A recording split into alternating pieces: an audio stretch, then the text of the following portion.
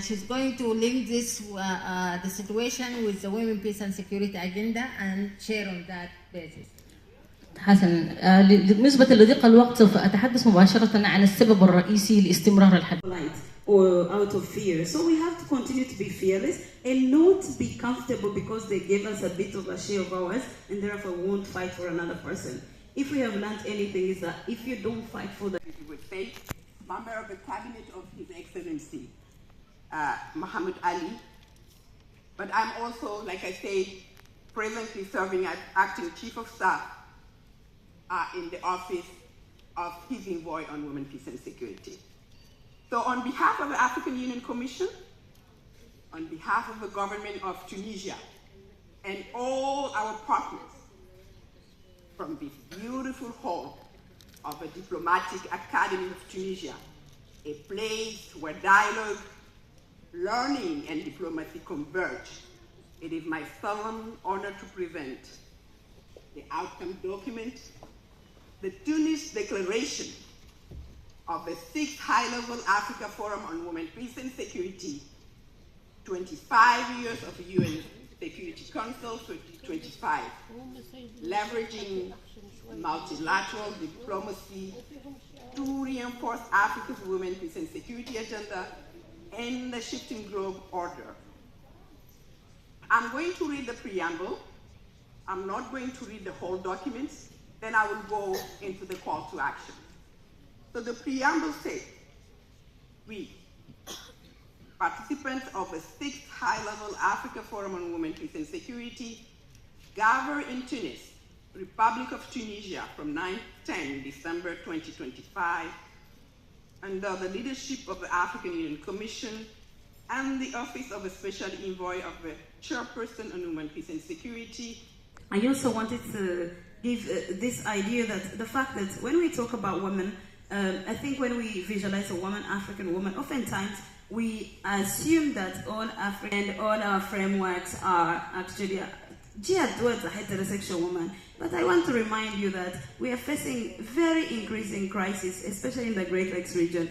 Anyone who comes from Kenya knows that Kenya is hosting a very big number of LGBTQ refugees from the region, Ethiopia, Congo. You know, I've interviewed them from Burundi, from Uganda.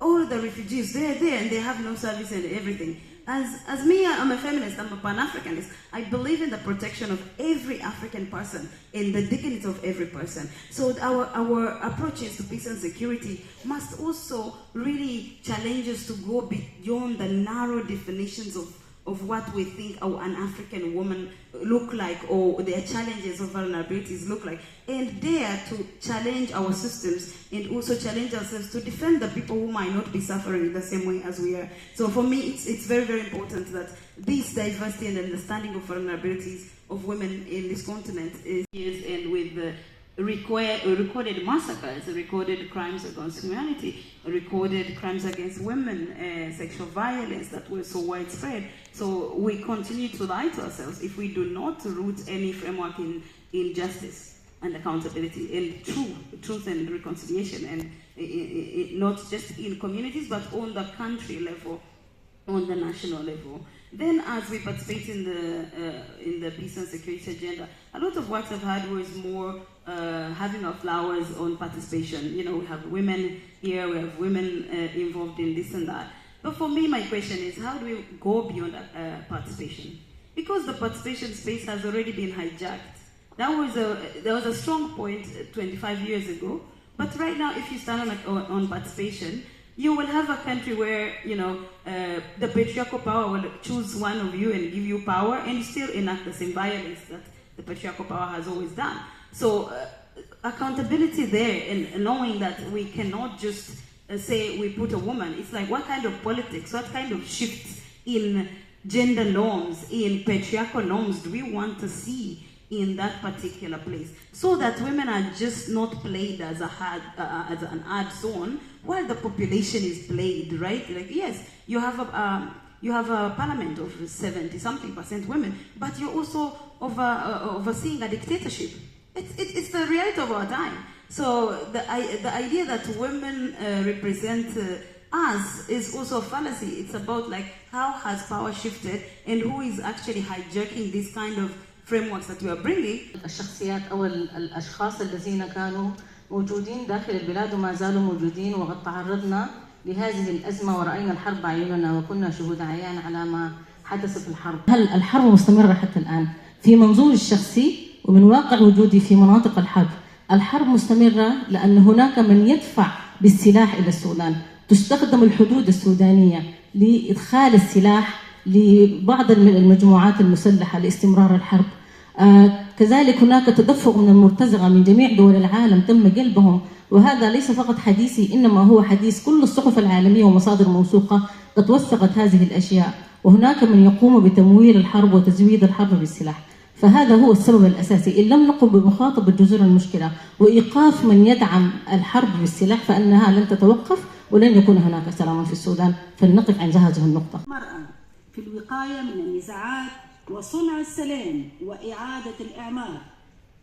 ولقد عبرت مختلف المداخلات عن وعي عميق بالتحديات التي تواجه نساء إفريقيا اليوم، سواء تلك الناجمة عن الأزمات الإنسانية وتداعيات التغيرات المناخية أو المرتبطة بالتهديدات الأمنية الجديدة والتحولات الرقمية، وهو وعي لا بد أن يتحول إلى سياسات وبرامج فعالة ترسخ القيادة النسائية.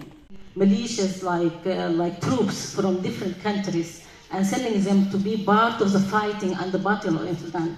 And we witnessed and we saw them by my eyes. I saw different faces, not Sudanese people, having weapons, having different even weapons. And they are really occupying people's houses, occupying hospitals, occupying schools. So if there is someone who is really supporting such groups and sending this kind of weapons and sending those people to our country, they will not stop unless we have a strong, talk against them and we have a strong decision against them. This is the only problem of the war in Sudan actually. It goes high and then it goes down, again it goes high and it goes down, because there is someone who is behind, fueling, sending militia, sending people, sending troops, and this is actually the root cause of the war. And that was the point I spoke about. The other thing is the peace for women in Sudan is actually a responsibility for all African women. It's not only a responsibility for Sudanese women. Yeah. I'm a superwoman. I'm a superwoman. Yeah, superwoman. Super, superwoman. Super.